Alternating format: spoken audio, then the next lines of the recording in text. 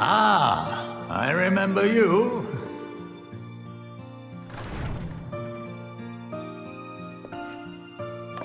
I pray we have not caught you at an inopportune moment. We wanted to offer our thanks for your kind words in the forum.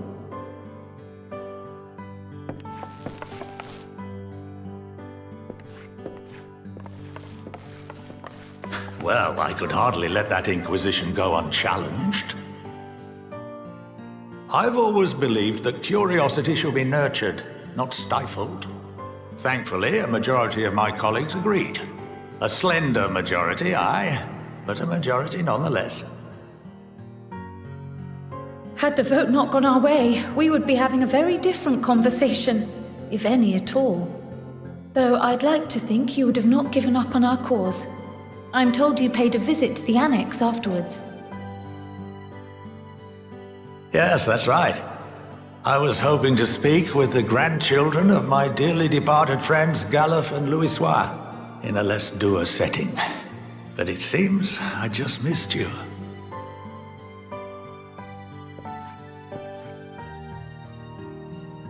I still can't believe how much you've grown. If only your grandsires could have seen the way you presented yourselves to the Forum. Why, it fair brought a tear to my own eye.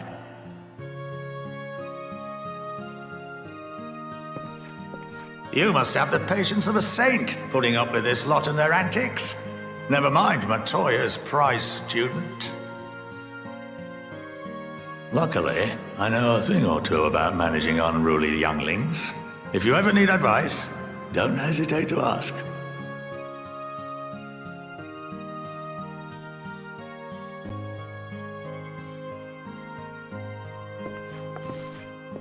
If I may, there is a rather more pressing matter we wish to discuss.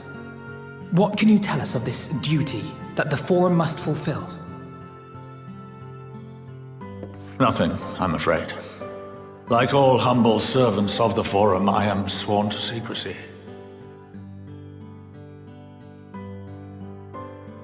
Or rather, I couldn't tell you if I tried. Our duty is of the gravest importance. Furthermore, if the particulars were made public, it would incite widespread panic. As such, those entrusted with this duty have been bound by an enchantment, which prevents us from speaking of such matters without the express permission of the Forum. How is that even possible? It's been some time since I last gave a lecture. Please, take a seat.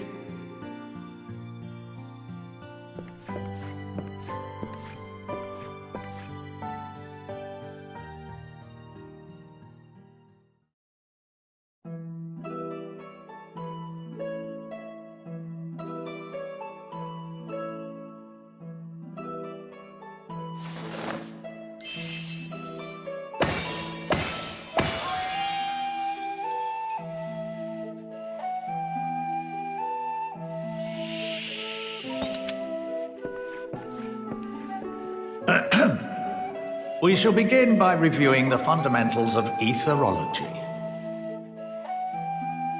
The ether, which imbues us with life, can be categorized into three forms. Two are of the incorporeal sort, the soul and the memory. Can anyone tell me the third?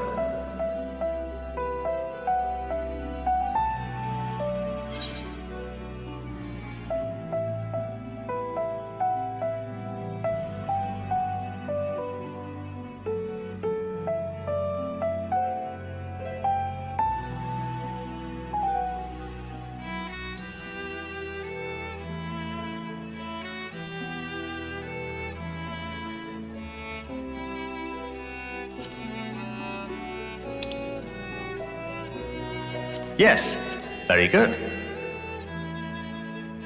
This is the form with which the layman is most familiar. Consumed by even the simplest of daily activities and replenished by the food and drink that sustain us, this form of ether is in constant flux. In contrast, The ether that comprises the soul is rarely subject to dramatic change. The same can be said for memory, as the two are intrinsically linked.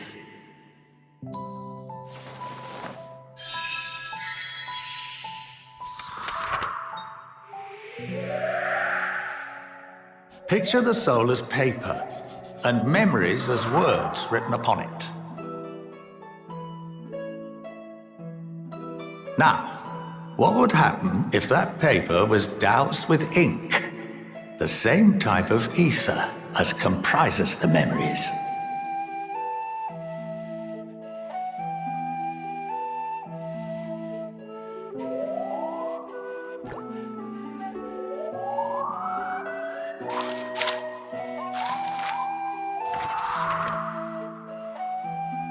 It would blot out everything that was written. Precisely. We would be unable to recall the memories, and any activities that depend upon them would be hindered as well.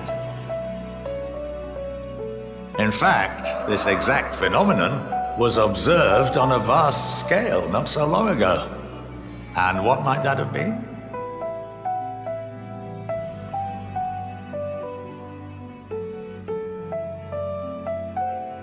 The seventh umbral calamity. The people of Eorzea vividly recall Bahamut breaking free of the Lesser Moon and raining hellfire down upon the realm. But no one could seem to remember the events that followed immediately afterwards. Indeed. To this day, we have yet to determine whether it was an unintended consequence or a deliberate act. The enchantment which binds me and the rest of the Forum is based on a similar principle. And yes, it is a contravention of the Sharlayan prohibition against the practice of memory manipulation. Only when a new member is inducted and told of our great duty are they subjected to the process. A necessary evil. You have my word that it would never be used to manipulate the populace? I should hope not. But can this enchantment be dispelled and your memories restored? If 9/10 of our members give their approval, then the process may be reversed. Then, and only then, would we be able to speak freely to others of our sacred duty. Barring that, we must wait until we return to the ethereal sea.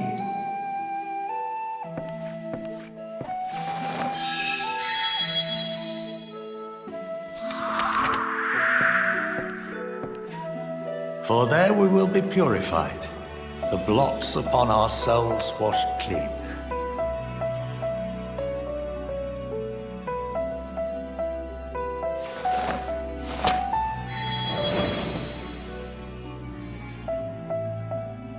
And our memories drift apart and dissolve.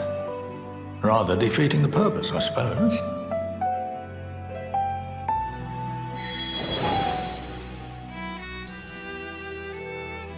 But there are those memories that are indelibly etched upon our souls, some believe.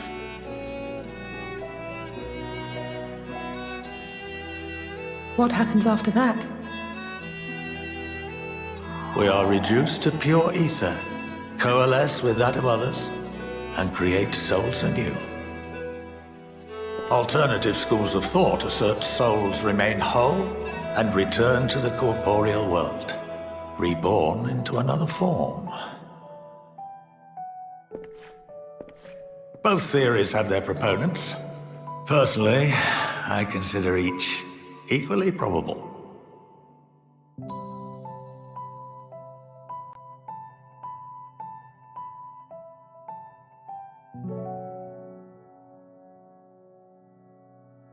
Well, I think that's enough education for today, now that I've given you some food for thought.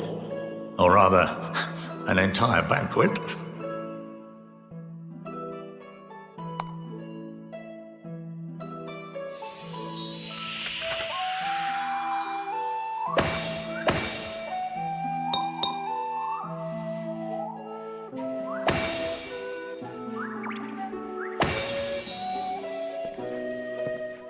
I would remind you that although I'm unable to assist you with certain matters, the resources at my disposal may still be of use to you. I'll arrange for you all to be given the run of Phenomenon.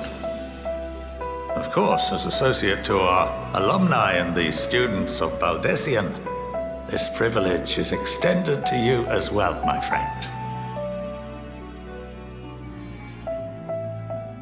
Oh, and I suggest you speak with Key Aliapo. She's well known among the artisans of Sharlayan, and her network of contacts may prove useful in your search for knowledge. I wish you all the best in your pursuits, wheresoever they may take you.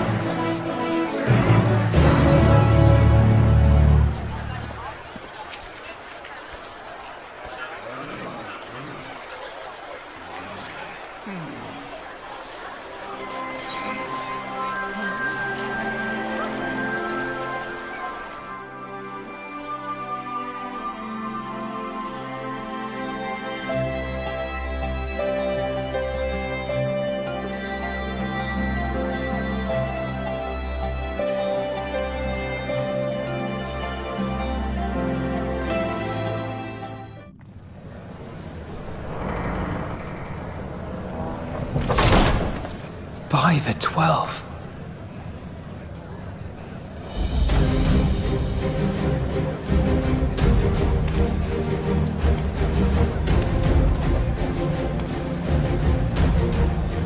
Glad you could join us. I hope you don't mind, but we went ahead and started without you. As you can imagine, our traveling companions were eager to become acquainted. 'Tis a rare thing indeed to see such a diverse and talented group of individuals assembled for a single purpose. We fight not only for the sake of Eorzea, but for the entire world, including the people of Garlemald. Much rides on the efforts of the Ilsabard contingent. Indeed, which is why I am glad to find myself in the company of many trusted comrades, yourselves included. Lucia! I have come at the behest of Lord Emmerich, who has honored me with the role of Ishgard's representative.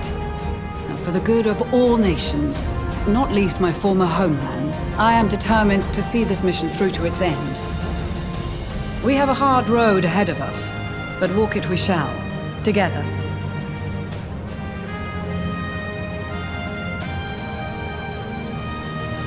We too welcome this opportunity to work together once more. I have faith that, if there is a way to resolve this conflict, we will find it. Allow me to introduce you to the rest of our company. Everyone! If I may have your attention.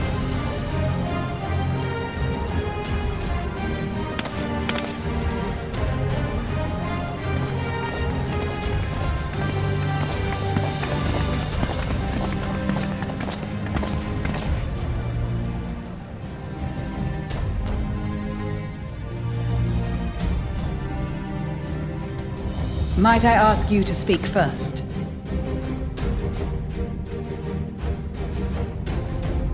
If I must. I am Arun Senna, spokesman for the Gridanian delegation, here on behalf of my esteemed sister, the Elder Seedseer. We shall provide support and protection to those in need during our time in Garlemald. To that end, I am joined by healers selected by the Conjurers Guild, with the Order of the Twin Adder's Finest serving as our escort.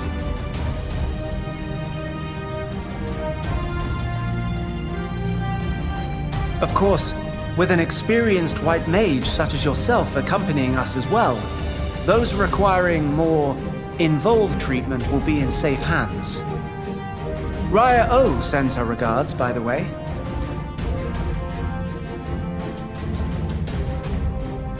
Suppose I'd better say my piece. Wait, I know you. The name's Sicard, in case you've forgotten.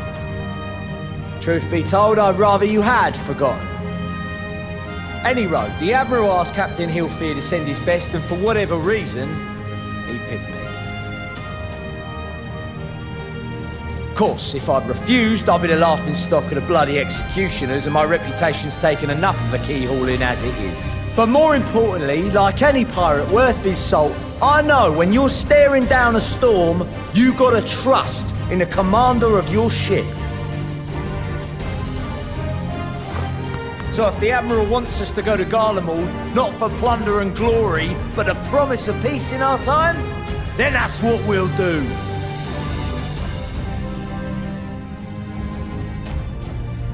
Since we all know how much the Empire loves its steel, we thought we'd bring along a few smiths to make the most of it. Give them a pile of scrap and they'll cobble together anything you fancy. Of course, just like the Gridanians, we got fighters of our own. We might have come with a more constructive purpose in mind, but we're more than capable of cracking skulls, believe you me. Well, you're certainly raring to go. But then again, so are we. The most dependable warriors of Uldar and Alamigo have assembled at the Sultana and General Aldin's behest.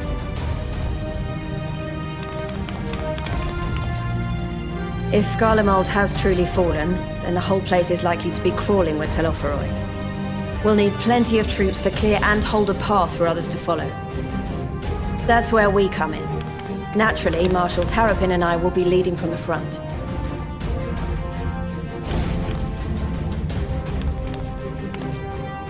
It's been some time since I last saw you in your element on the battlefield.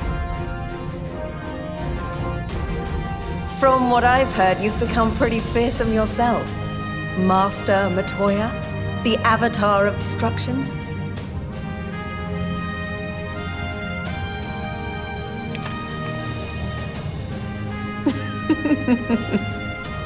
With comrades like these, I know we'll succeed, no matter what awaits us.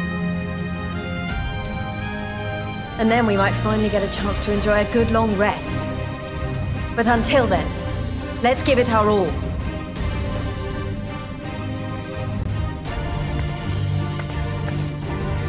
As for Ishgard, we Temple Knights have come in force to uphold our nation's commitment to the peace and welfare of our allies.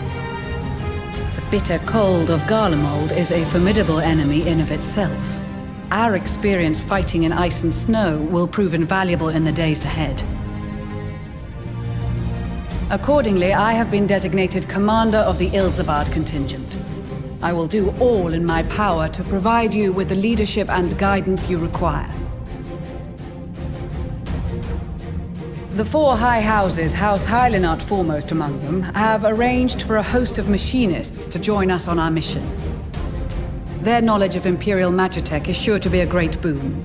They will address any problems of a technical nature, together with the smiths of Limpsa Lomitsa. There is another awaiting introduction. Lord Emanolain! Ah, yes.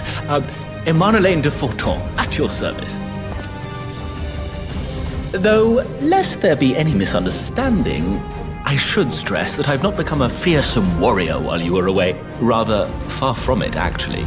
My brother, in his infinite wisdom, decided this would be an excellent chance to make something of myself. Oh, and fight for world peace and all that. But, should the opportunity arise for a spot of ballroom dancing, I will be your twinkle-toed gentleman of light.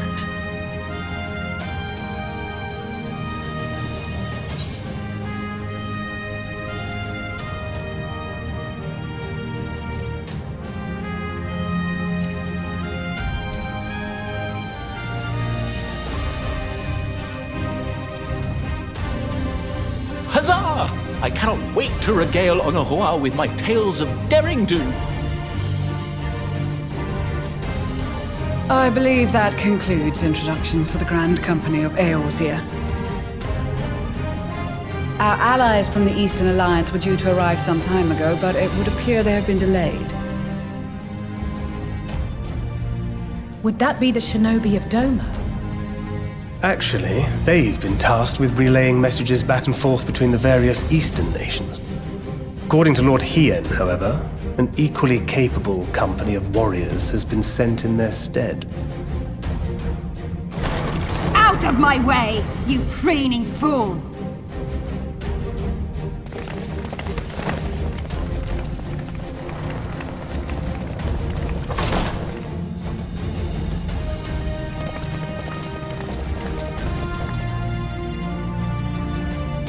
Forgive us for coming late. We are the delegates of the Eastern Alliance. Cyrena, and you've brought company. For battle and blood we come, as the steppe is sorely lacking in both. No towers befoul our lands, so we marched on those of Doma, only to find them beyond our reach. But now our thirst for slaughter will be slaked. No quarter to the enemy! Sadu Hatun, no. We go to make peace with the Iron Men, not war. Warriors of the Steppe, we've heard many tales of your bravery. We welcome you as allies. And these other ones you have brought are... Members of the Dalmascan resistance group, Lente's Tears.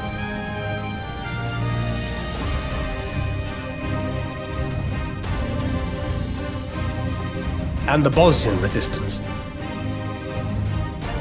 Between them, they have a wealth of experience in espionage, and are particularly adept at infiltrating Imperial facilities. Which is fortuitous, since Garlemald's domain is so vast that I could never hope to handle reconnaissance duties all by myself. Dalmasca, Bosnia, Alamigo. All lands which have suffered the tyranny of the Empire. I would never presume to question your motives. Nevertheless, I must reiterate that our goal is to aid the victims of the Telophoroi, the common folk of Garlemald.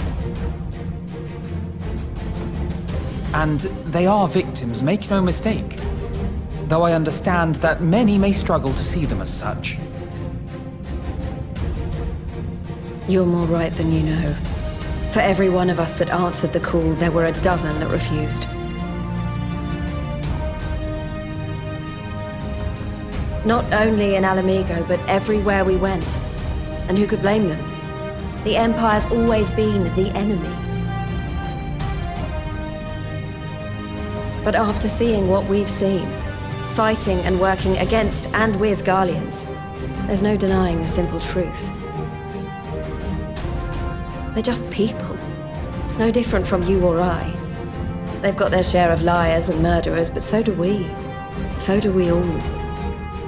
Fordola, who once swore herself to Garlemald, has proven herself a trusted ally time and time again.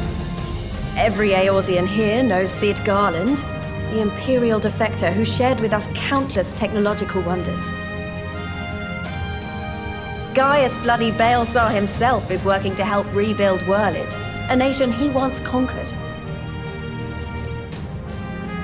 So you can believe me when I say that every fighter here understands and accepts that the Imperials are not monsters and are deserving of help. Or at least that they were able to put aside their feelings for the greater good. It won't be easy, but we're all determined to make this world a better place.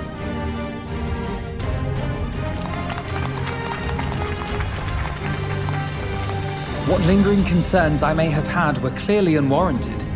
I agree with everything you said wholeheartedly.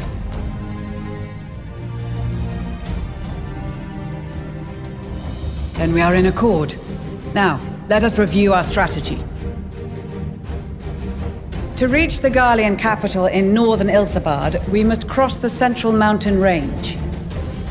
Fortunately, Garland Ironworks can provide aerial transport, sparing us this most treacherous part of our journey. However, attempting to fly any closer to Garlemald would attract the attention of the Telophoroi.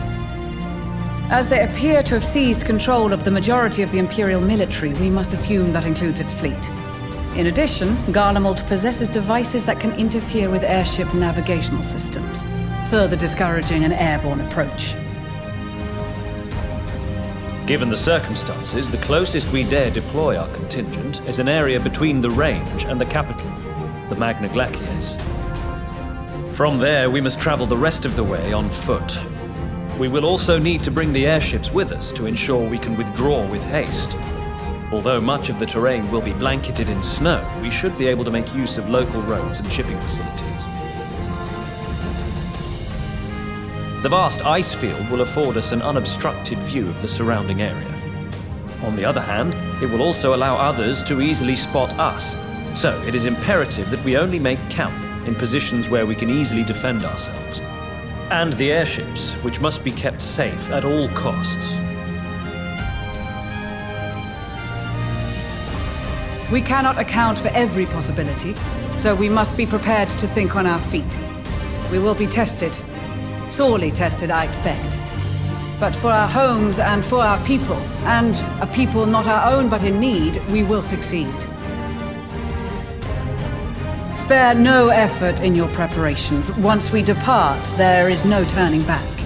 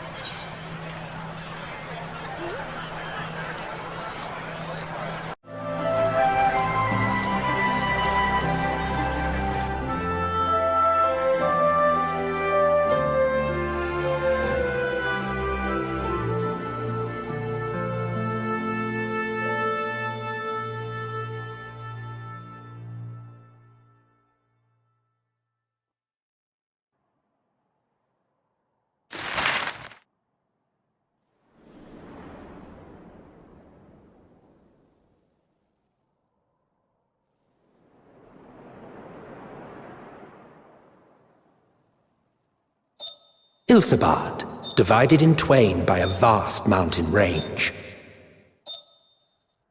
Those who would traverse its jagged peaks face peril at every step.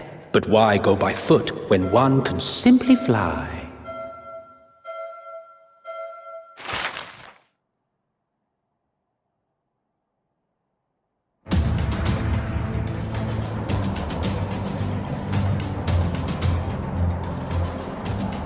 On the outskirts of the Imperial capital, in the frozen wastes of the Magna Glacius,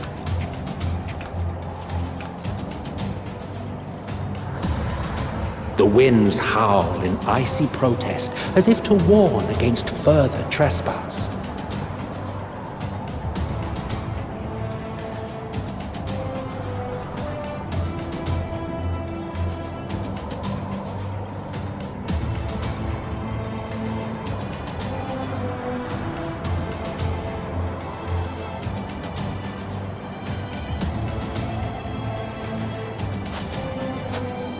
We've received word from Thancred's reconnaissance party.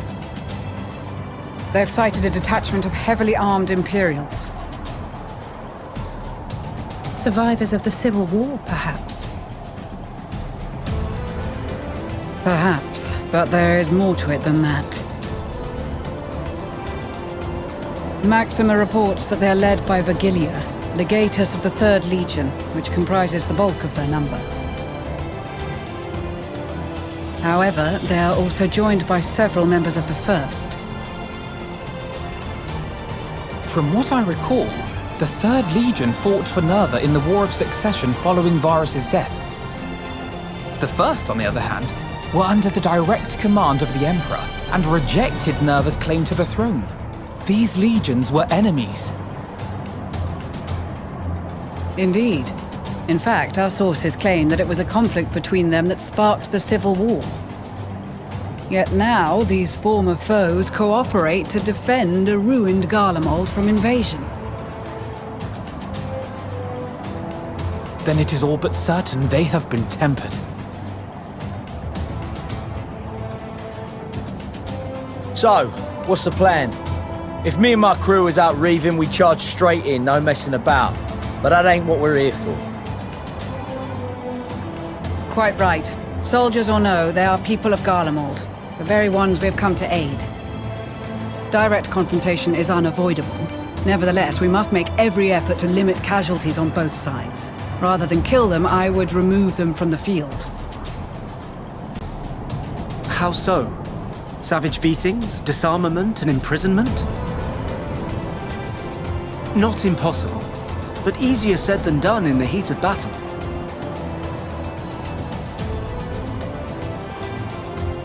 Having observed the opposition, I imagine Thancred had something to suggest?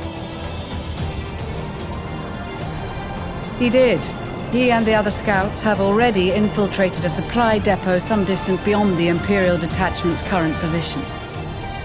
Stored within is a stockpile of Magitech armaments, and once we give the signal, Thancred's team will destroy them all. In so doing, we will deprive frontline troops of materiel, and likely force the detachment to send men to investigate. Divide and conquer. Not a bad idea. Once the scouts have finished their preparations, we will split into 2 groups. The first will form the vanguard, while the other brings up the rear with our supplies.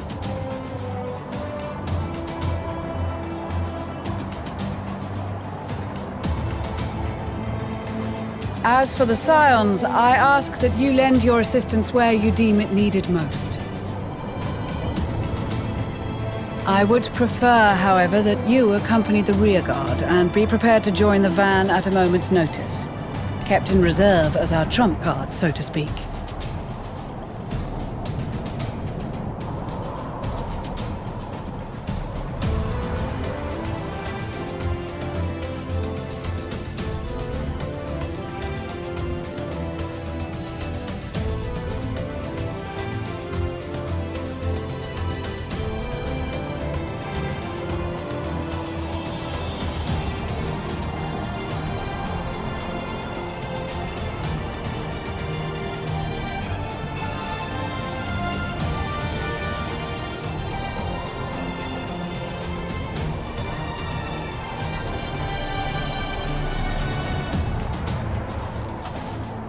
Your proposal was well received. More specifically, they asked that we destroy the Imperial's toys in as spectacular a fashion as possible. Y'shtola always did have a flair for the dramatic. She's not an easy woman to please, but I shall do my best to satisfy her thirst for fireworks.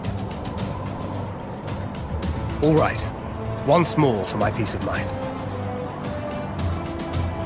Our first objective will be to rig the enemy's magitech with explosives. After we've withdrawn to a safe distance, we'll detonate them remotely. Our second will be to issue a deactivation command to the automated units via the control terminal. If our calculations are correct, this signal should reach those deployed on the front line, giving our friends a much-needed upper hand. The blizzard will help us stay hidden, so let's aim to get in and out before it passes. Trust in the plan, and we should all live to see tomorrow.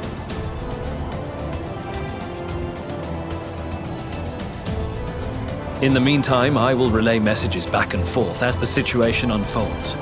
You'll forgive me if I ask again, but are you certain you wish to play the lone wolf? Wouldn't have it any other way.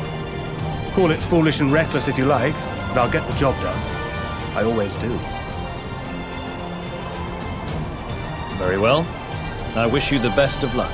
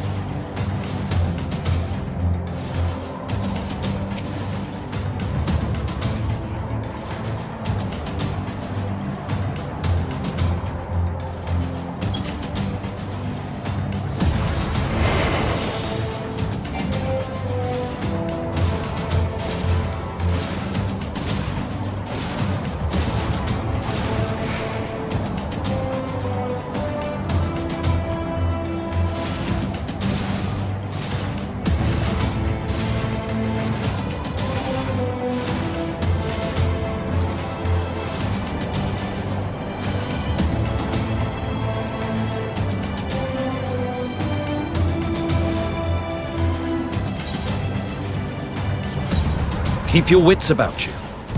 It's time.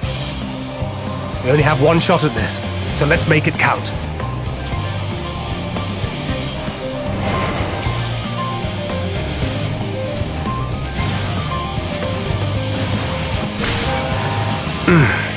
Must be losing my touch.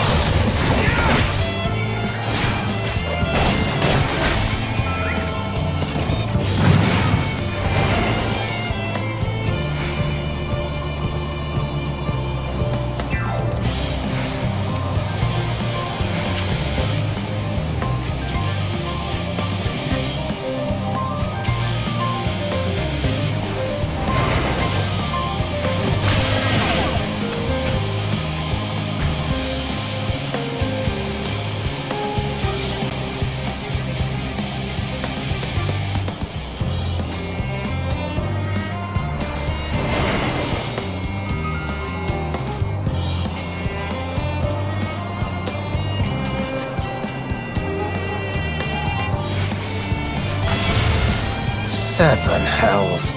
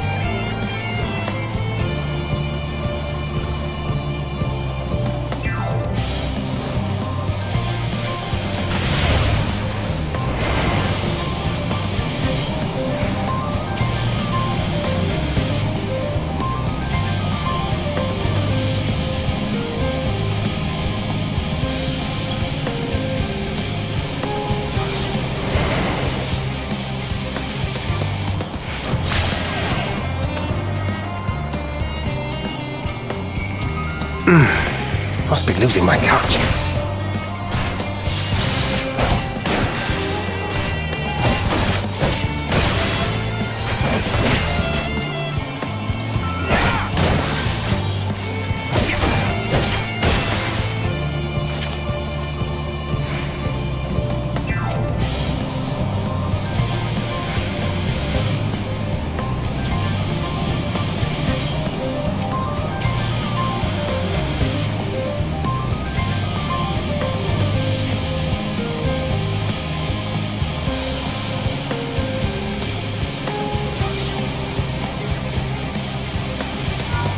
This is Thancred. The explosives are in place. Very good. All is proceeding as planned. Head to the control terminal. It should be to the northwest. Understood. Have the others wait at the rendezvous point.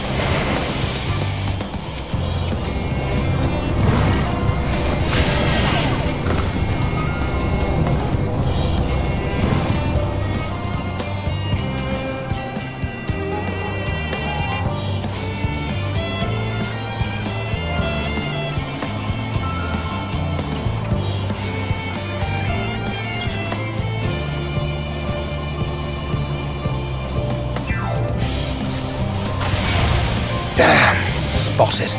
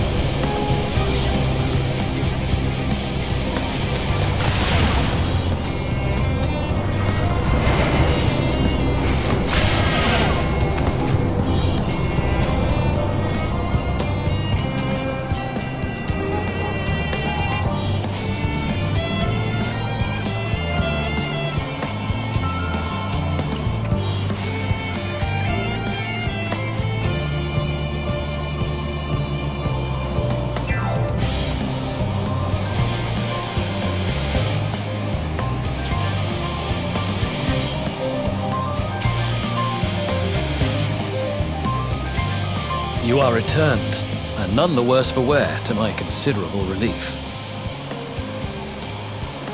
What news from our comrades? They stand at the ready. Excellent. Then let the fireworks begin.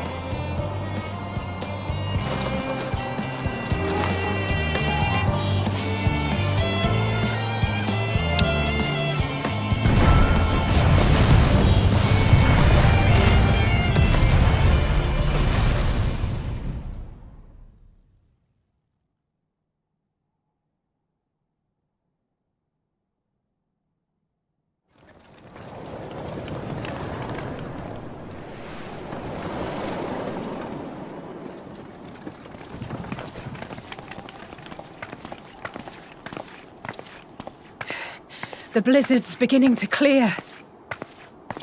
The Vanguard should be engaging the Imperials any moment now, if they haven't already. Ishtola and the others are with them, so I'm sure they'll be all right, but...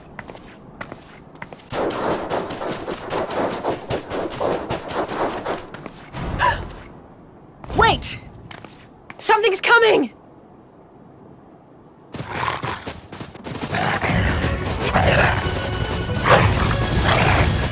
Oi, oi!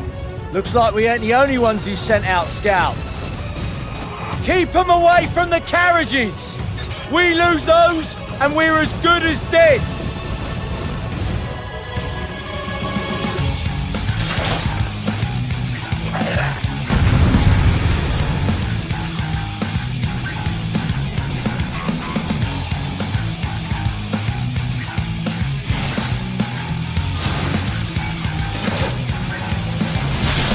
Fighters!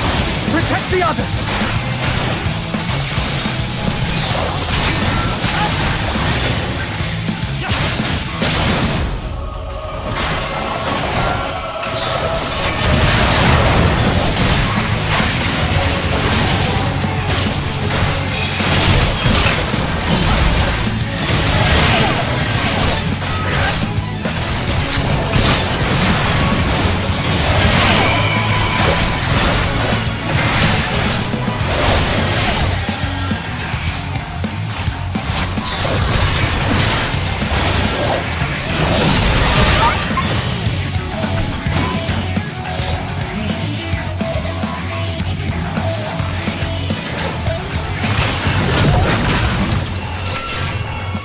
A brief respite, but stay alert.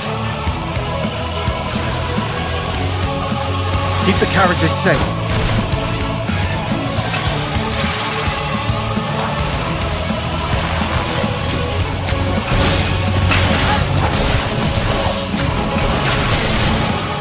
What impeccable timing! Fear not, friends! The savior of Ishgard is here!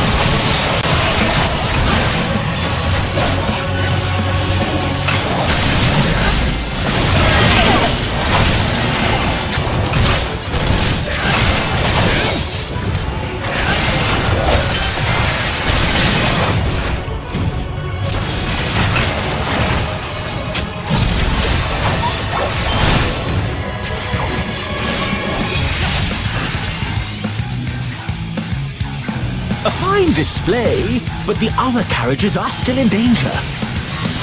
Go on ahead. We'll hold the line.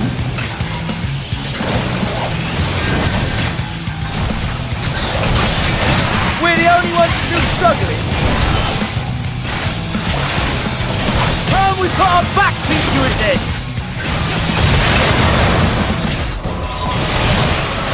I've been itching for a good scrap.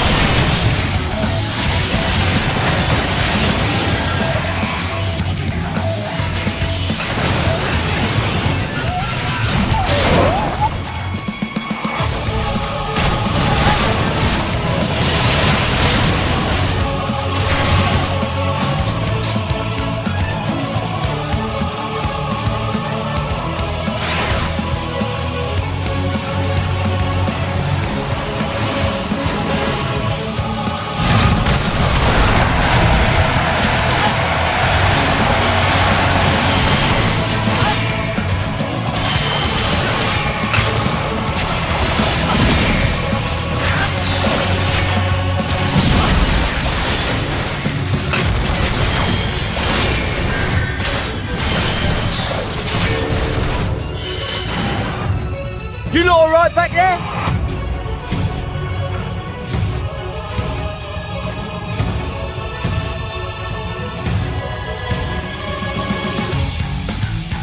Hear that?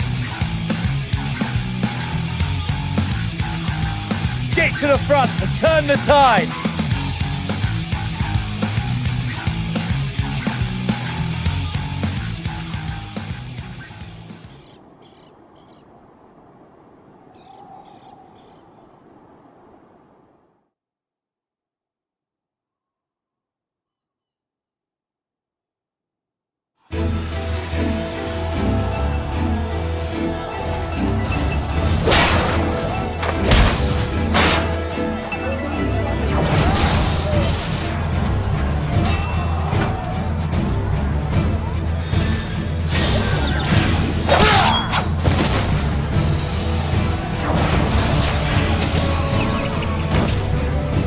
Removed from the field was not a euphemism for enthusiastically murder.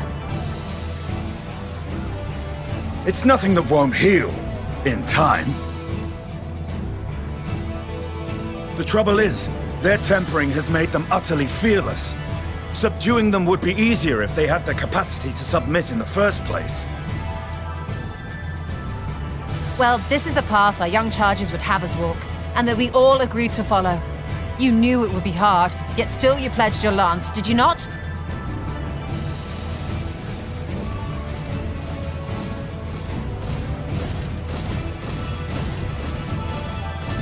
That I did.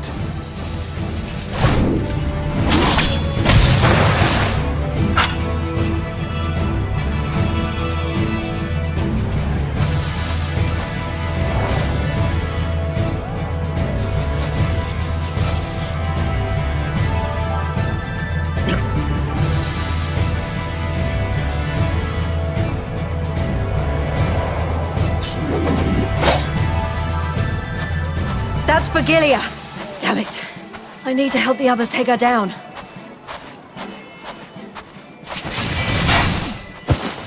There's no end to them!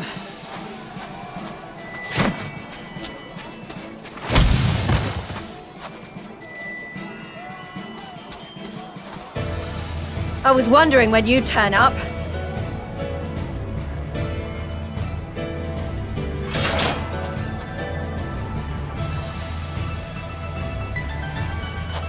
There's no stopping us now.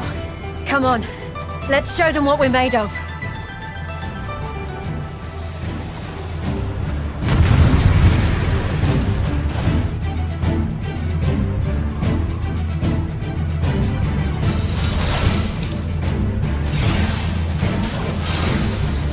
We have them now! Forward!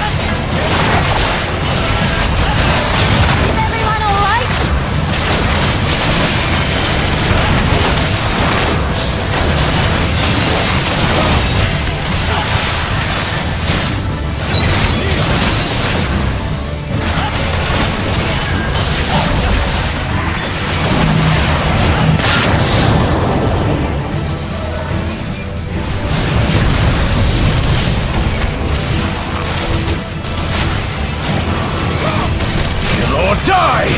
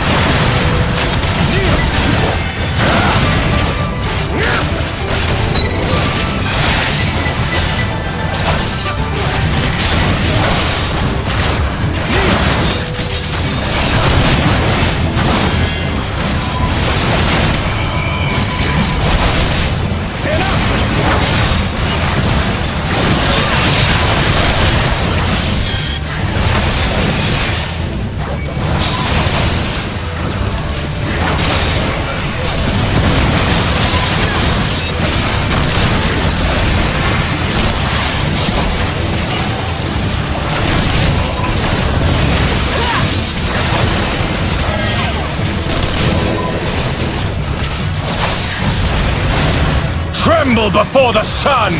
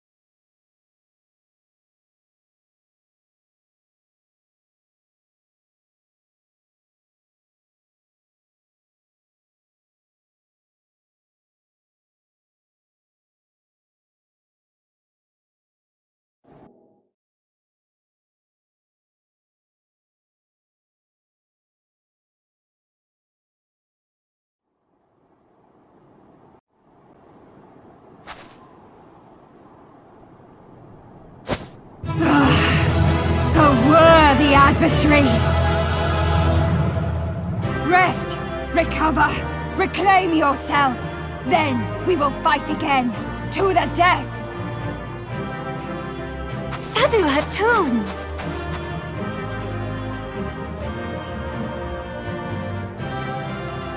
That was the last of them.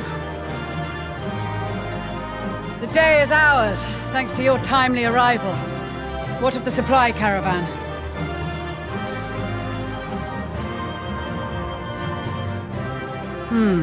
Outmaneuvered, but not outmatched. Good. Let us take the Imperials into custody and rejoin our comrades. And soon we shall arrive at the capital.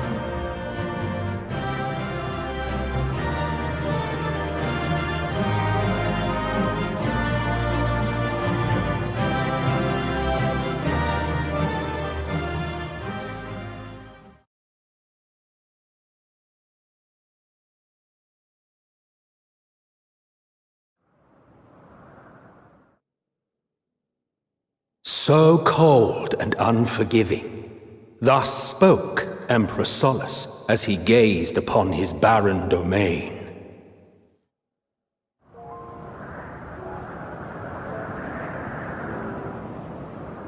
"800 years it had been since the Garleans first set foot here.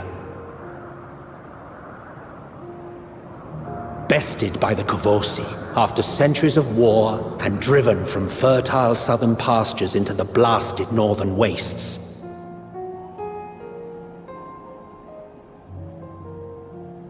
In that garden of desolation, they clung to one another for warmth, freezing, hungry, desperate, hated.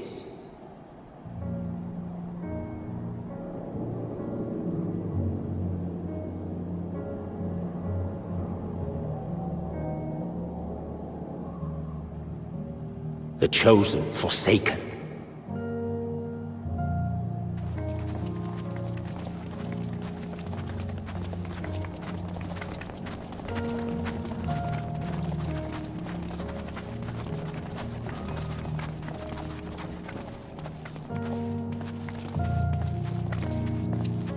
In the year 1513 of the 6th Astral Era, a young legatus named Solus single-handedly sparked the Magitech Revolution.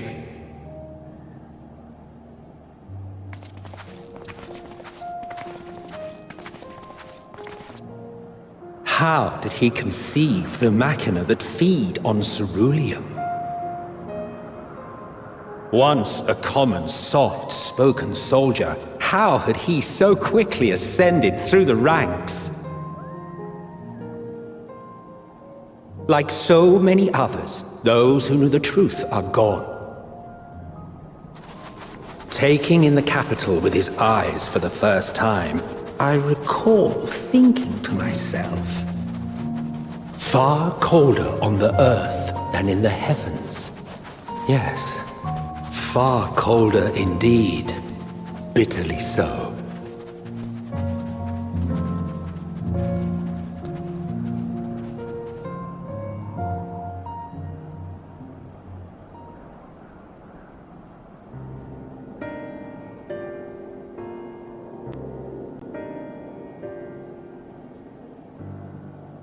Not so much as a whisper. The roads leading beyond the city walls would have been used less in recent years. Nevertheless, this was one of the most important gateways into the capital. A buzz day and night with activity, aye. Merchants passing through the checkpoint, many of them stopping at the local hostelries. Surely they cannot all have been tempered. We can consider the question after we have made camp. If we spend any longer outside, we may well freeze to death where we stand. The tempered Imperials, too.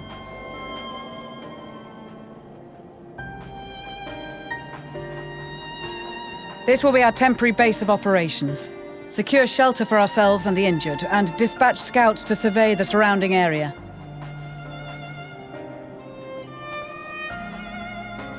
If we're planning on staying here a while, we ought to give this place a proper name. Well, the constant sound of ice cracking underfoot makes me think of broken glass. An apt name, perhaps. But enough of this. To work, everyone!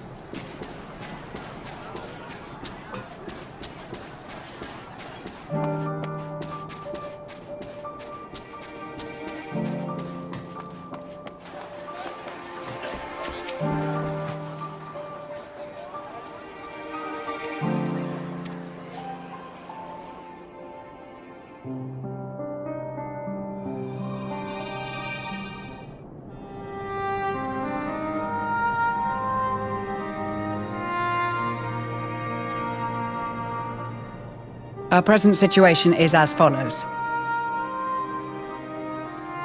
Efforts to aid the people of Garlemald have begun in earnest. Moreover, having entered into the capital, the Imperial Palace is within our reach. But before we proceed further, we must learn what has befallen this city. For therein lies the key to understanding and combating the Telophoroi's designs. I have a suggestion, if I may. Several of the Imperial soldiers we captured on the Magna Glacies are members of the Populares and acquaintances of mine. Once we have cured them of their tempering, they should be able to give a reliable account of the events leading to the capital's downfall. A promising idea. I will assist the healers and their ministrations. Of course, I will require a proxy of my own, assuming you can spare one. Would you like a hand? No, I am sure we will manage. Better that you take my place in the field. The noxious ether of this place disagrees with me, and as I shall need to draw on my own for the treatment, 'twill be prudent for me to remain within the camp. This talk of curing the tempered is all well and good, but I reckon the cold is a more pressing concern. All the houses round here are fitted with ceruleum heaters that could keep us warm and toasty. Problem is, the machines seem to have given up the ghost, and if we keep sitting around, freezing our asses off, we'll be next. My smiths reckon that with the right parts, they can have them working again, but it won't be easy. Understood. The machinist will assist them in the repairs.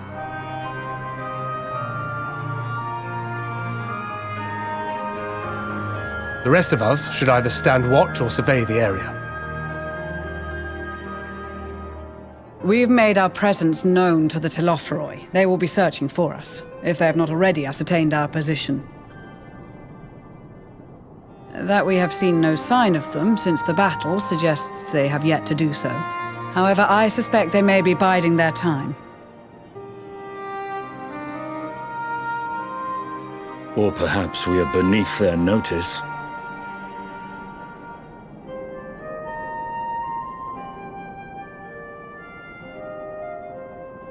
In any event, we'll find no answers standing around here. Urianger, Estinian and myself have visited Garlemald recently, so we'll lead the reconnaissance efforts. Perhaps bolstered by a few Bosnian and Dalmatian scouts from my previous excursion for good measure.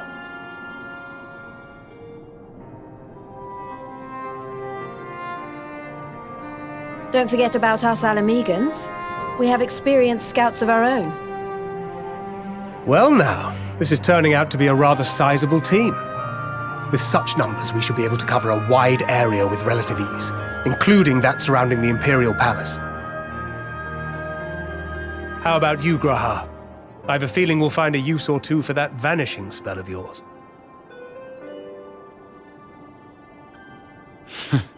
'Twould be my honor to be of service, though I doubt that you of all people need rely on my tricks. That leaves us with guard duty.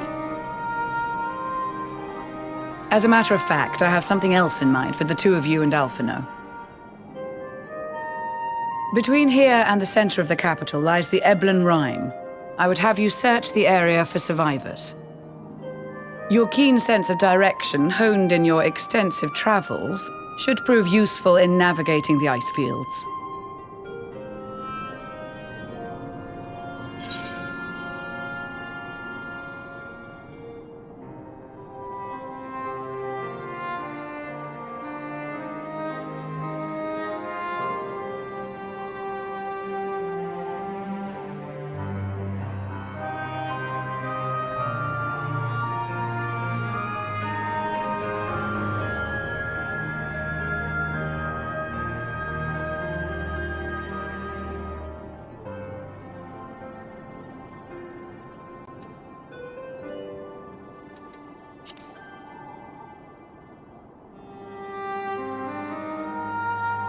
I have faith that you will, and look forward to greeting you on your safe return.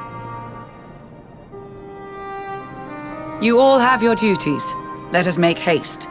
May the Fury bless and keep you.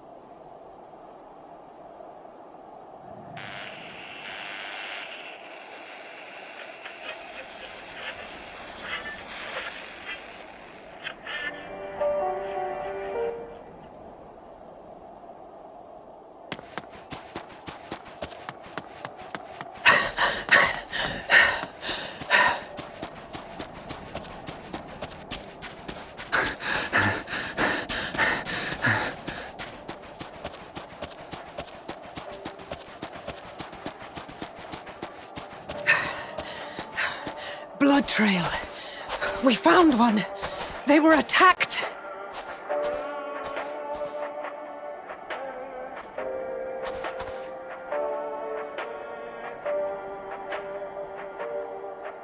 No.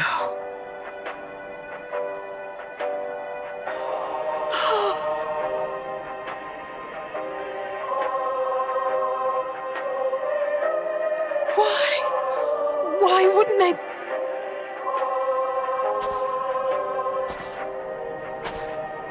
Safer to brave the wilds than trust in our magic.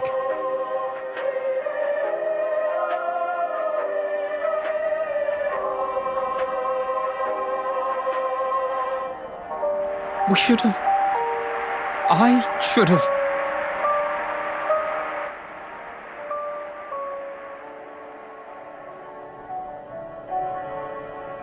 We can't leave them like this. We have to take them home. What if we're only making it worse?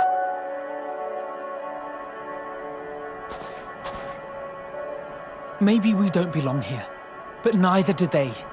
Not out here in the wind and the cold.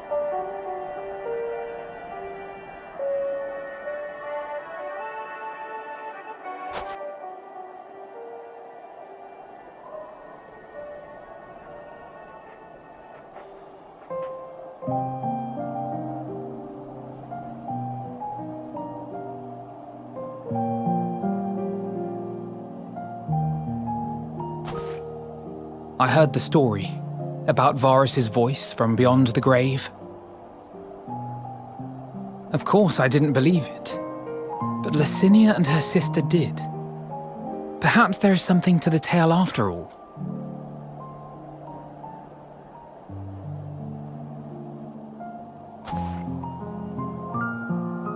I want to understand, so I'm going to borrow this for a while, if that's all right. You had every reason not to trust us. We came as trespassers, invaders. But I pray that in time, we will be more than that to you. That we will find a way to help your loved ones. And see that no more children are left to freeze alone in the snow.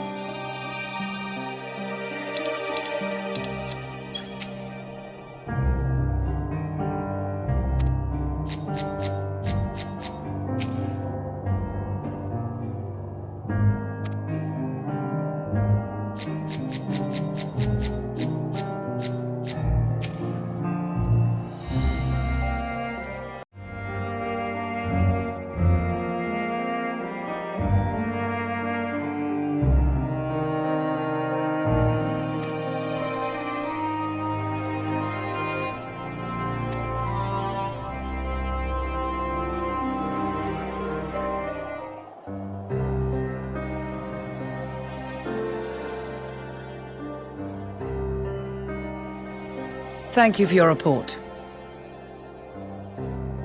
We shall inform the troops of these developments and instruct them to proceed with the utmost caution should they encounter any survivors. Allow me to go and speak with the ones at the victor's spoils.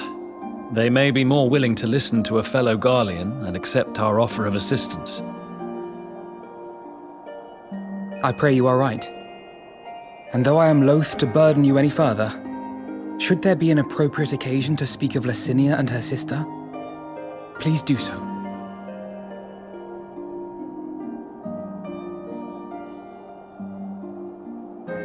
I am sorry to have put you through this. My distress is nothing compared to their suffering. So tell me, what else have we learned?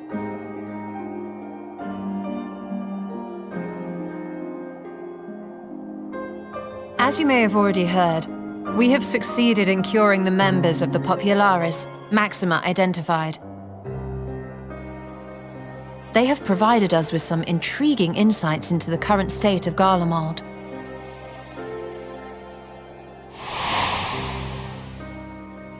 The assassination of Emperor Varus was the catalyst for the civil war. Nerva declared his claim to the throne, and his opponents refused to recognize it. Fighting broke out in the capital, where Nerva's 3rd Legion clashed with the 1st, who remained loyal to Varus even after his death. Of course, even Imperial warmongers would balk at the idea of turning their shining city into a battleground. Like burning down the wood to spite the wasps. Neither side would be so mad. Unless something or someone inflamed their animosity to such an extent that they could not help but act against their better judgment.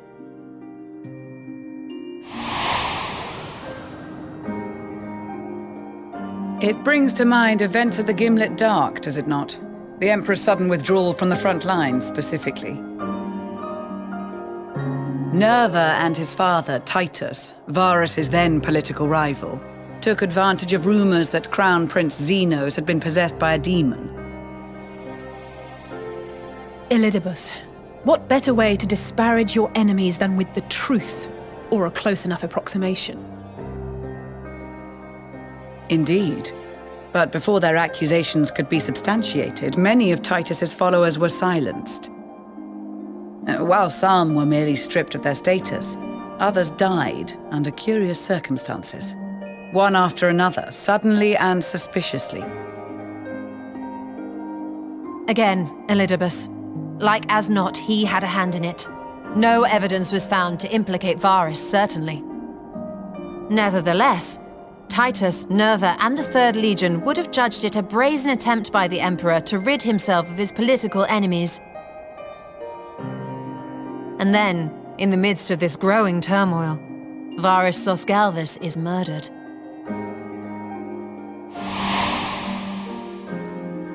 And Garlemald's own prodigal son, Gaius van Belsar is named the murderer. Shortly thereafter, Nerva claims the right of succession, and in response, the First Legion claims the assassination was part of a coup d'etat orchestrated by Titus and Nerva.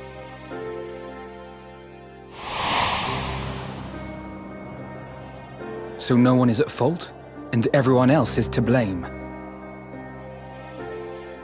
I should add that both parties received substantial financial backing, presumably to provide them with the means and encouragement to pursue a swift victory, and that these contributions came from the self-same benefactor.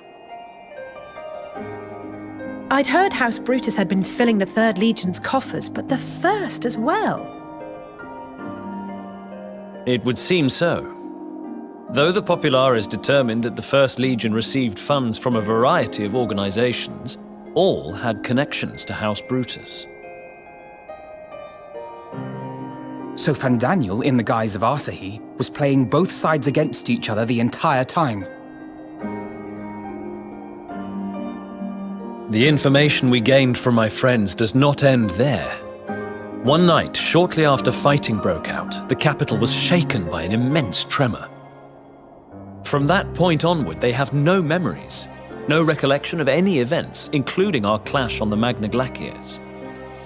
But when asked about the Imperial Palace and its bizarre transformation, they somehow recall Emperor Varus giving them orders in their dreams. May the Tower of Babel stand as testament to the glory of Garlemald. This sounds awfully familiar. We have something to show you all.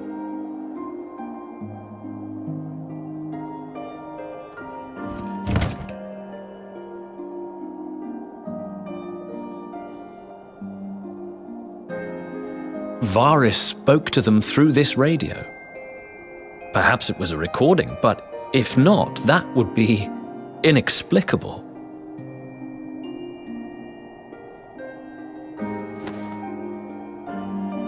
We are of one mind, then.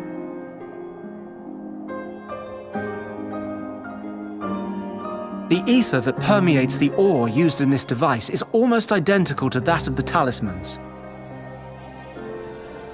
I see it. While it is likely more by coincidence than design, these devices might also ward against a primal's influence. A picture is beginning to form. If the tremor felt throughout Garlemald was a wave of ether emitted by a primal, then while those within range would have been tempered, those huddled around a radio desperate for news concerning the Civil War would have been spared. No wonder Licinia kept it close. My friends! I must speak with you! A young man was caught trying to steal our supplies.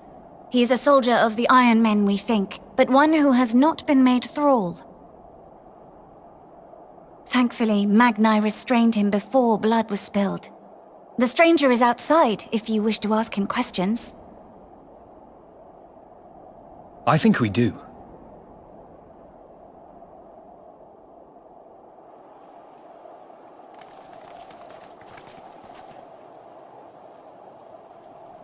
Who do we have here?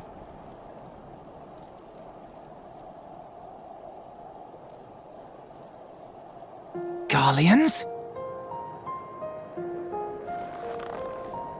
Traitors to your homeland! Have you no shame?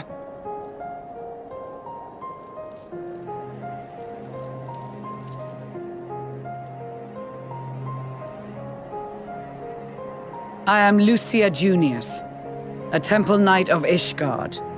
And you are? Iulus Pier Norbanus. And that's all you invaders will get from me.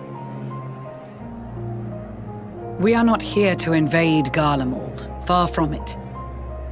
Like you, our allies in Eorzea and the Far East fight in defense of their lives and their loved ones even as we speak. But it is the people of Garlemald who have suffered most. This we know. and that is why we have come to offer you our aid, that we may unite against our common foe.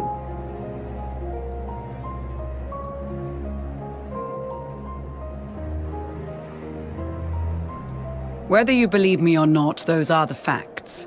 Now, answer me this. Why would a proud soldier of the Empire be reduced to stealing? The situation must be dire indeed for you to go to such lengths.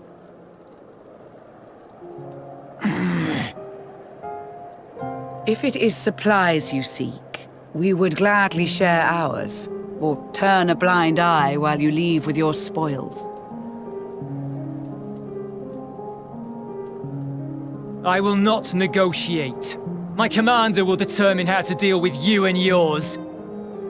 If you wish to treat with him, I will take you, but no more than 3.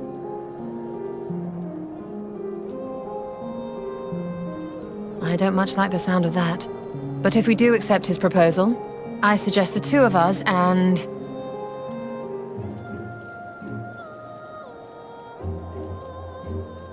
Please allow me and Alize to act as envoys.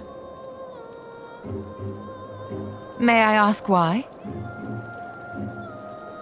We have seen with our own eyes the hardships the Garleans face, how their futures and lives hang in the balance. It's not the warmest invitation, but it's an opportunity to prove our intentions true.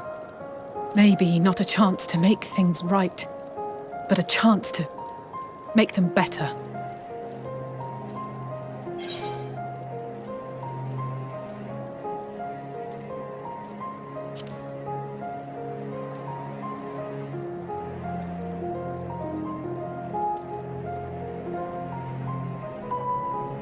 I can see that persuading you otherwise is a lost cause, but you will proceed with the utmost care.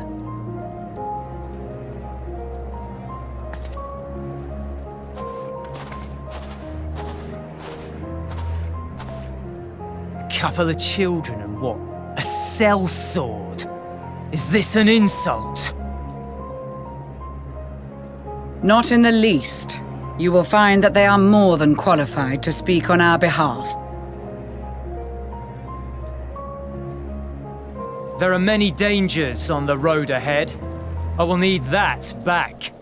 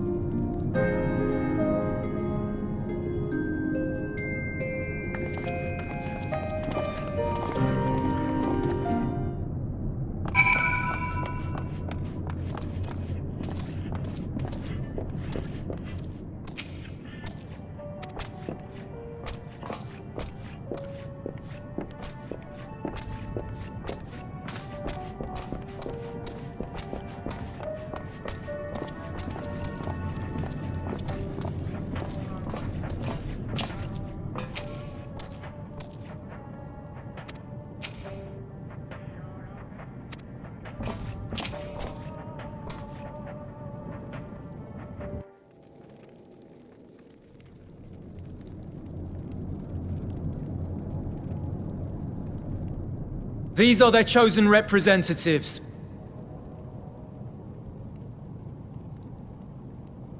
Very well. Let us hear what they have to say. Yes, sir.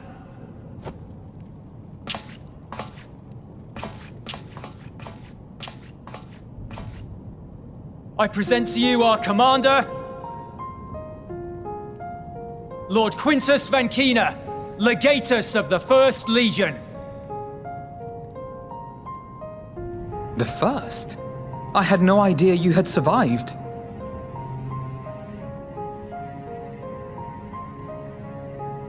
We lost our Emperor, our city, more than half our troops. For my wounds, I may never take the field again. But we survived, aye. In a manner much to your liking, I dare say. We have no intention of adding to your misfortunes, nor do we bear you any ill will. Spare me. Though you children may speak in earnest, overtures of peace ever ring hollow in my ears. So long as man stands to profit from his neighbor's suffering, war is inevitable.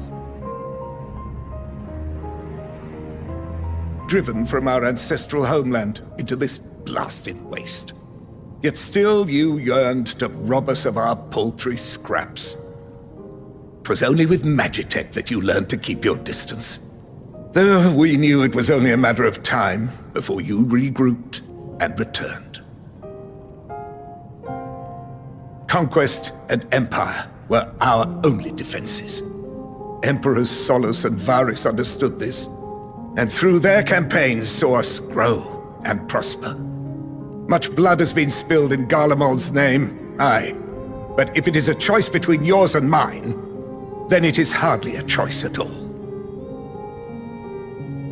I do not deny that a great many conflicts throughout history were driven by the desire or necessity to gain by another's loss. That is not why we are here.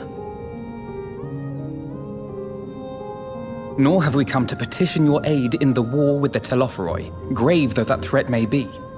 Our purpose is simply this. We wish to help you. Let us help you. If there is aught that can be done to ease your plight, we would be glad to do it. Perhaps you would.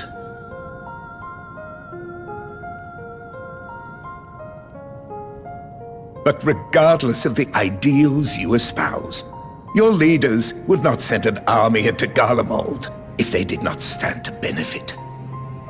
If we accept their aid, they will expect their efforts to be rewarded once the Telophoroi are no longer a threat. And after compensation and concessions, the great empire would be brought to heel. Her enemies rejoice at her downfall. Our third eye, a mark of shame. We won't stand idly by and let your people be humiliated. And we're not alone in that. We only want to make a difference, to make this world of ours better. Surely you can understand that. What I'm trying to say is, there are so many people who just don't care about making you suffer.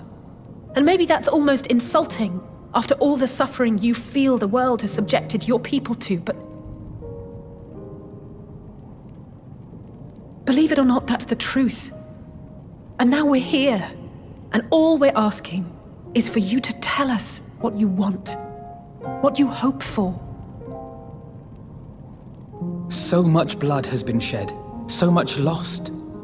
All because of this endless war. Who wouldn't want to end it? Can we not work together to face our problems as one?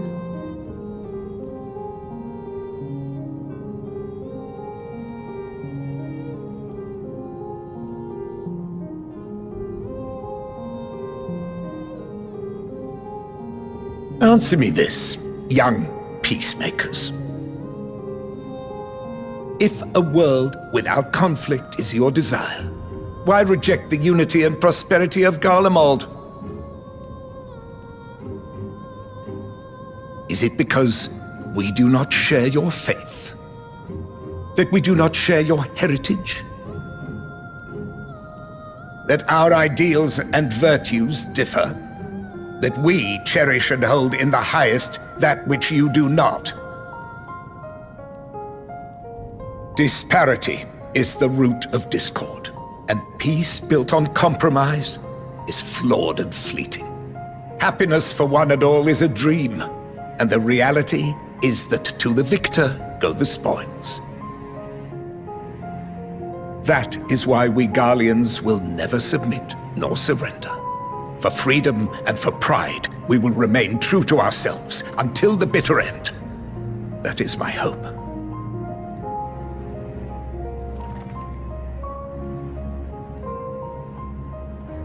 It seems there is nothing more to say on the matter.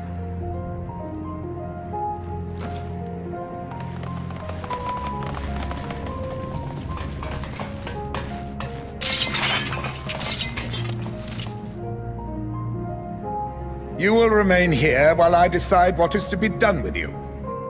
Do not be alarmed. No harm will come to you if you cooperate.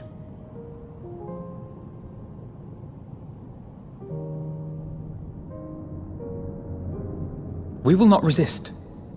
However, as your guests, I ask that we be allowed to speak with the other members of your group. As you wish. I had no intention of locking you up, as by dawn you would be frozen stiff and you're no good to me dead. You are free to move about the encampment, but there is one condition. Collar them.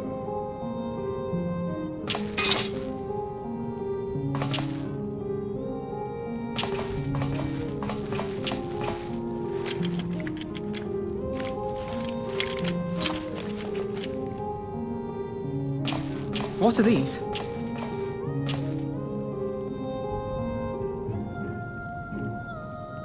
Incentive. You'll be watched at all times. Stray too far or act suspiciously, and we will administer a rather painful shock.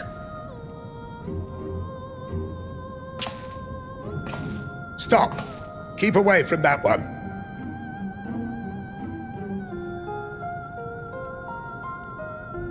The champion of Eorzea is not so easily cowed.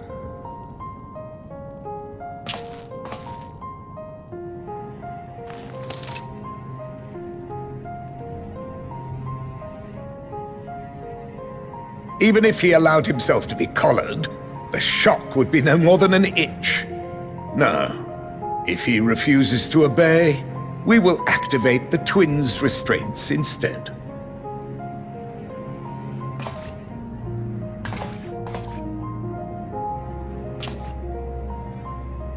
You needn't worry about us. We'll forget we're even wearing them soon enough.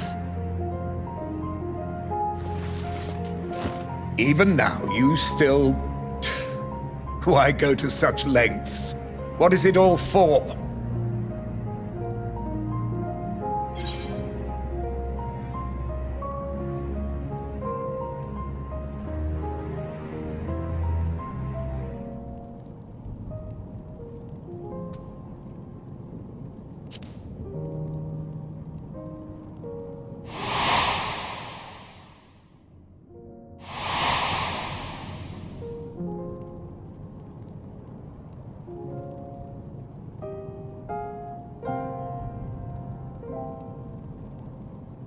You are a curious one. A far cry from the merciless barbarian others paint you to be. You will be their warden. Take them away. Yes, sir.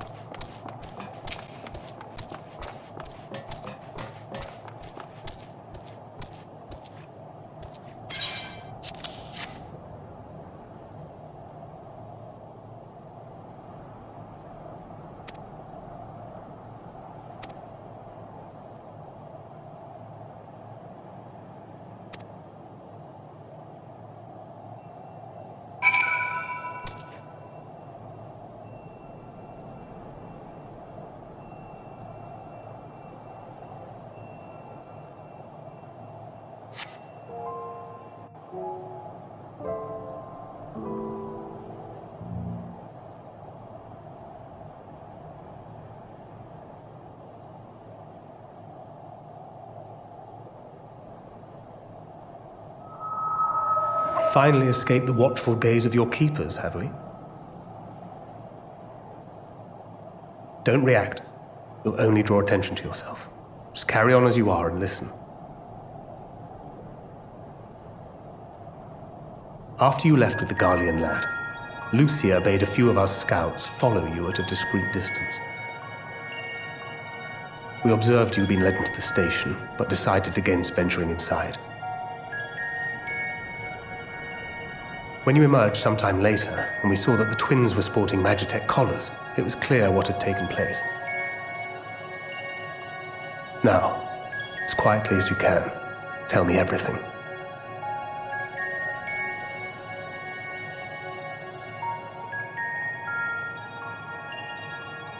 The Legatus himself, eh?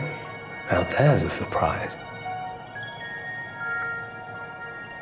This is also the first I've heard of a plan to join forces with the 10th and storm the Tower of Babel. An interesting development, and perhaps the opportunity we've been waiting for. Our comrades back at the camp also received some rather promising news, but it's still too early to get our hopes up. For now, keeping yourselves out of harm's way comes before all else. Whatever demands the Garleans make, indulge them.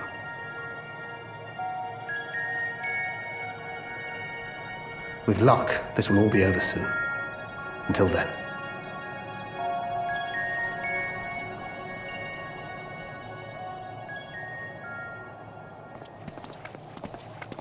They had not gone far. We searched high and low, but no luck, I'm afraid. I might have guessed you'd be the only one to find anything.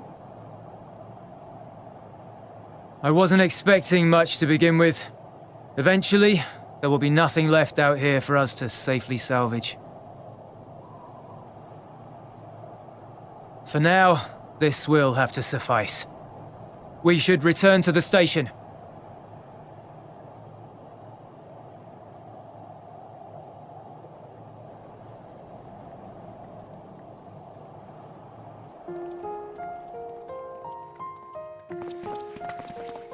Ah, there you are. Heard you'd gone hunting for ceruleum above ground. Brought back a king's ransom? Hardly. But thanks to these three, we have enough to last a little while longer. Well, well. It's not at all as I was expecting, these ones. For savages, they seem positively docile.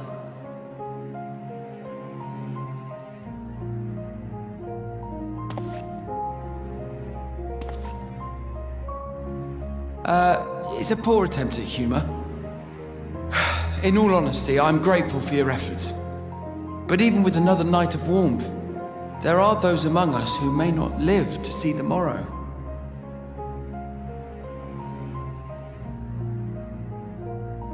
I trust your expedition was fruitful. Lord Quintus!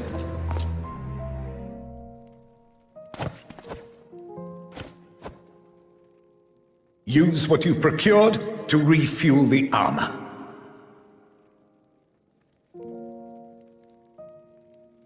But, sir, what about the heaters for the camp?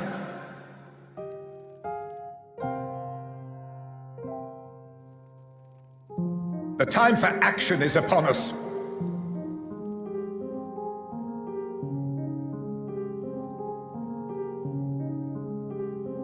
My men and I have matters to discuss. In the meantime, you are to wait here. Do not forget, you are being watched.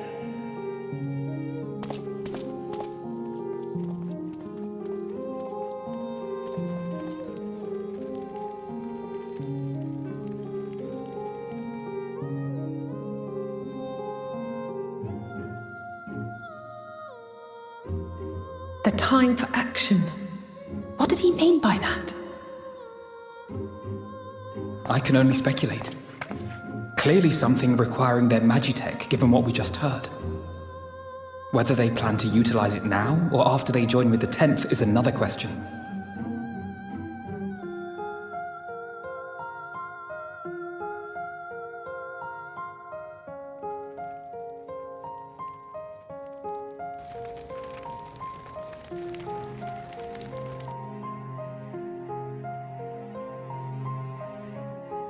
Will they ever escape this cold? Return to and reclaim the idyllic spaces of which Eula spoke?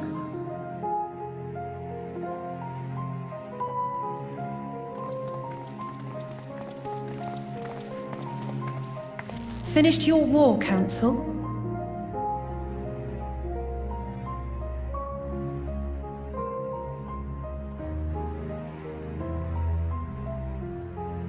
Alphino and Alizé are to stay here as our prisoners.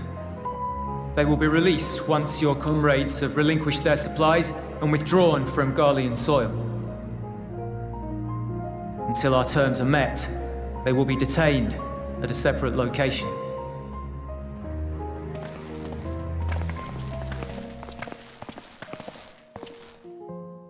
After everything we've said and done, this is how you treat us. Our allies have but limited supplies. They may stave off cold and starvation for a short while, but what then?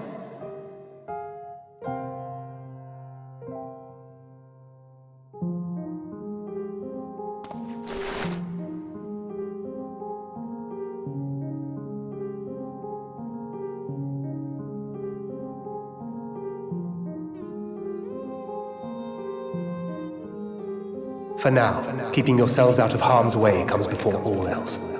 Whatever demands the Garleans make, indulge them.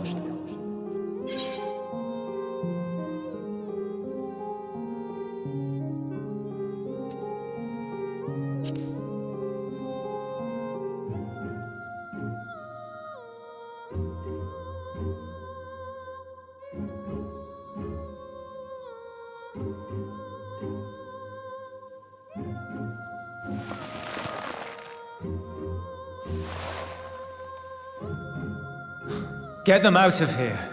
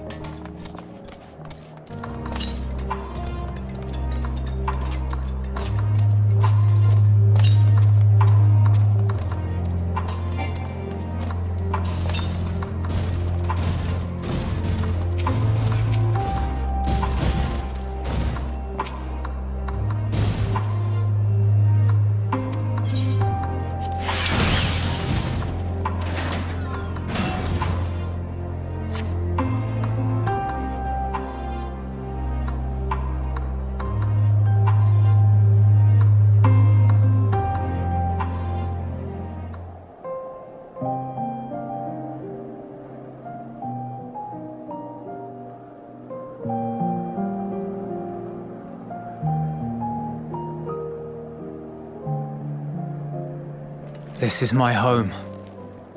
Our home.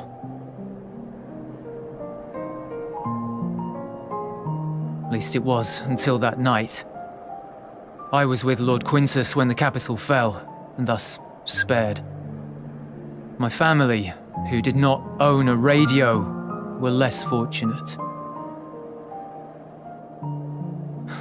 When dawn came, I made my way here. My parents, my little brother and sister, they were still inside. But they weren't themselves, and they tried to. And I had to.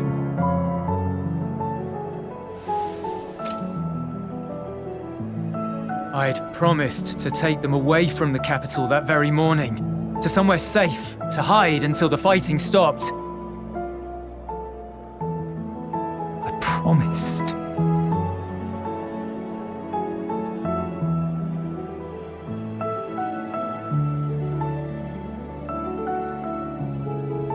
The Garlean flag bears a chain, the bonds between our countrymen.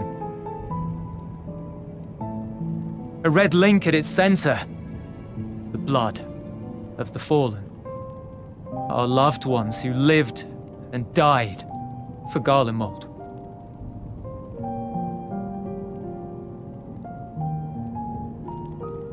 But if she too fell, who would be left to remember them and their sacrifice? What enduring proof would there be that they were ever here? If we had turned to your gods, would they have saved us?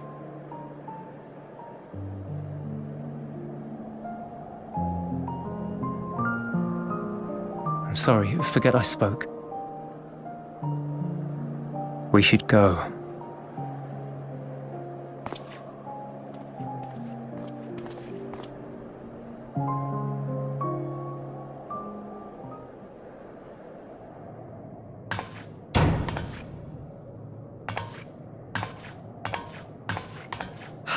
No use. Believe me, I do not enjoy being here any more than you.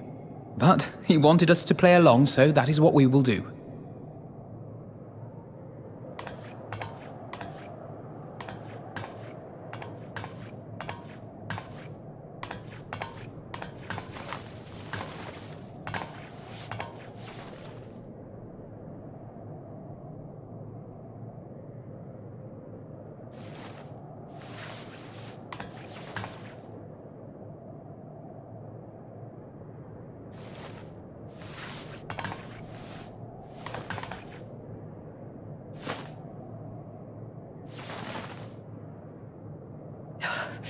So cold.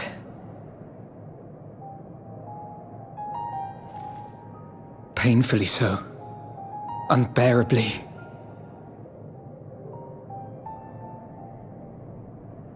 I've been thinking about what Quintus said. About why no one would accept Garlean rule. Irreconcilable differences. When coexistence isn't an option, only conquest remains. Varys at Gimlet said much the same. Only by uniting the world beneath a single standard would we rid ourselves of the Ascians. United as one people, one race cleansed of imperfections. A cold and unforgiving vision. And when we fail to live up to their standards, what place is there for us in their world? But the truly sad, truly frustrating thing is how damnably similar it all is to the lofty ideals of Father and the Forum. Non-intervention. Always non-intervention. Protect our knowledge and our people, and to hells with the rest of you. And yet, I can see how it happened. Varys and Father looked to their elders for guidance and took their virtues as their own. But for this world was of their making. In who else could they place their trust? All of us lost in a sea of chaos. searching desperately for purpose and meaning. But it shouldn't just be an extension of another's. It has to be ours. It has to be. We all have a stake in this world. No one should be silenced. I won't deny that we lack the experience of people such as Father or Quintus. Perhaps they've come to see the world as a series of problems, and the most efficient way of solving them, to reduce everything to fundamental forms. A stone is a stone, a cloud, a flower, no more than that. Simple descriptions that strip the subject of distinguishing characteristics. A man is a man, divided according to race, creed, or allegiance, and to some, defined by such associations. Is that what you think? In my misbegotten youth. But what I believed wisdom was no more than aggressive ignorance. I've since learned to look beyond the banners and the politics, to see people as individuals with their own hopes and dreams. As for my dream of building a better world, well, every day I'm reminded that it is far more complex than I had ever imagined. But it only spurs me onward, to find the wisdom and the strength to see it through to the very end.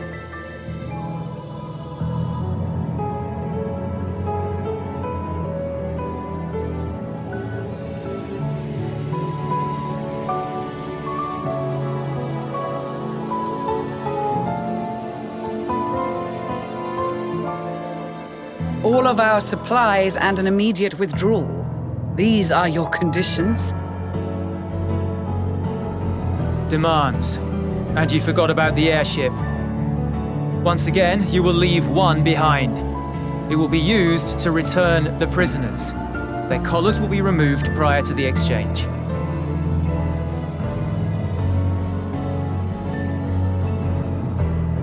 So in the end, not even Father's expertly worded rhetoric could deter you from your chosen course. Huh?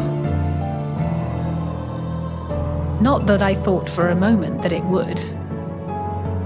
I've no love for violence, of course, but ours is a cause worth fighting for.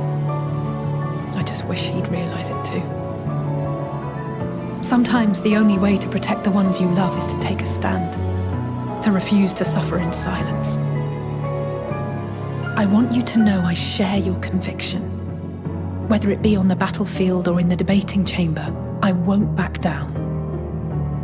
I guess what I'm saying is...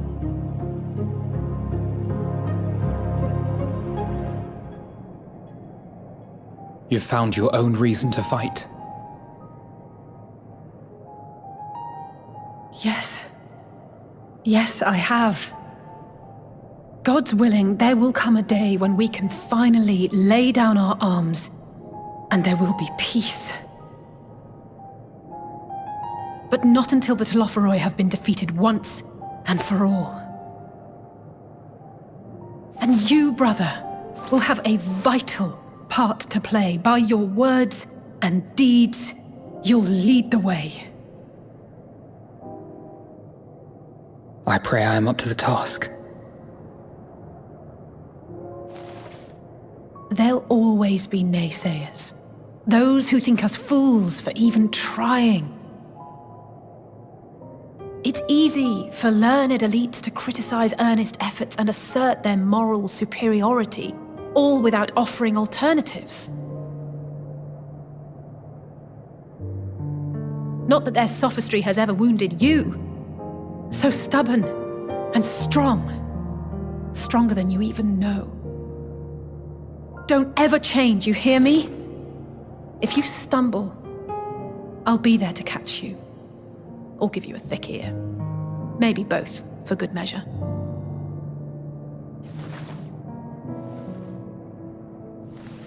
Thank you, Alice.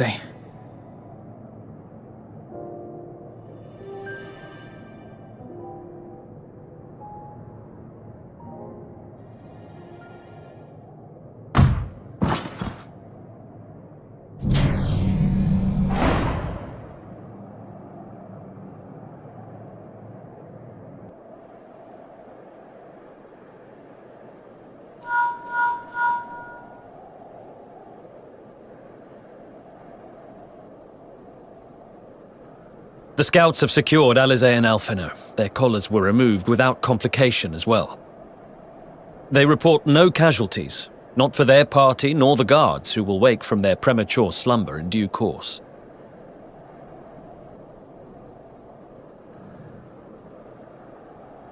It would appear the situation has changed. I propose new terms. We have information that will be of great interest to Lord Quintus, and I wish to speak with him in person.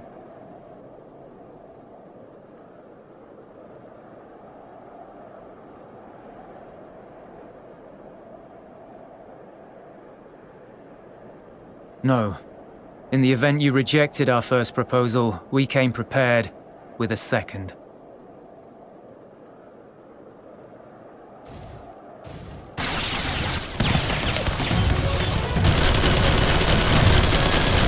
Ambush!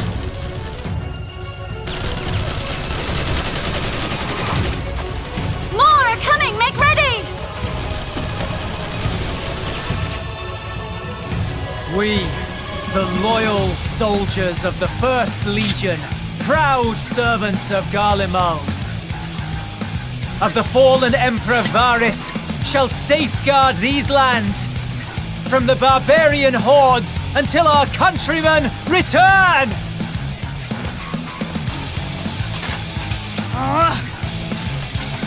Stop! Both of you!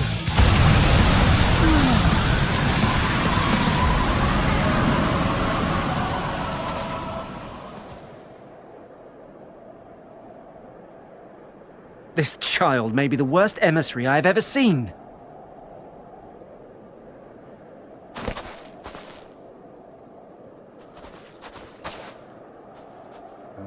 We received an urgent communication from the Grand Company of Eorzea.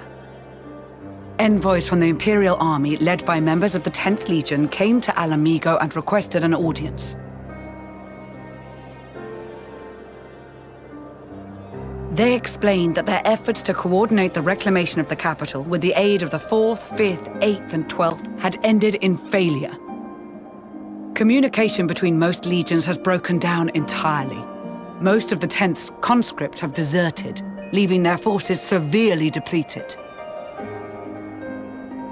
That is why, unable to continue the fight on their own, they and their allies turned to the Grand Company of Eorzea for aid. Lies!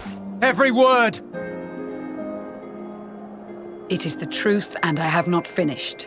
The 10th has requested that we deliver a message to Lord Quintus. Have the ill stand down.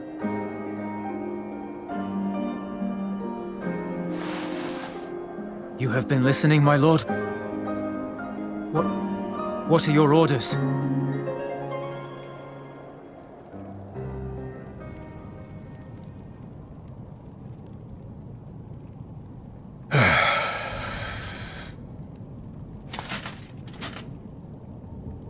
Inform her that we will honor the 10th's decision.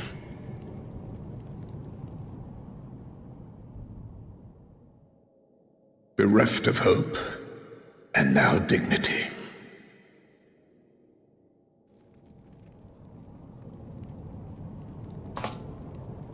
I release you from your duty. All of you.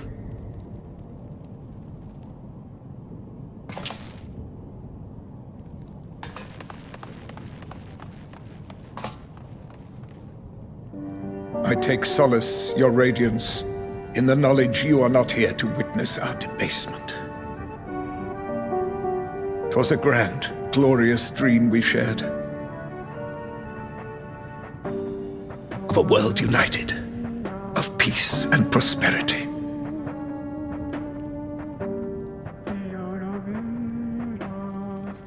We are ghosts, you and I, memories of days gone by.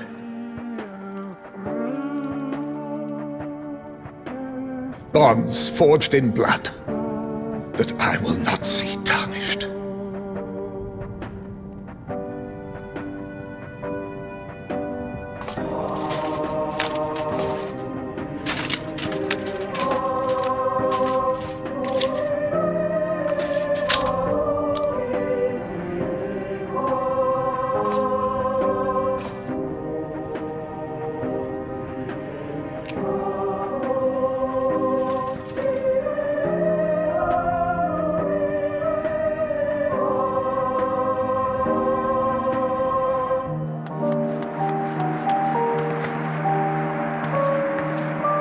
Quickly!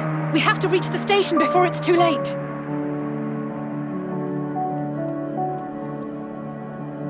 If there is still a chance that Quintus will agree to a truce, we must take it.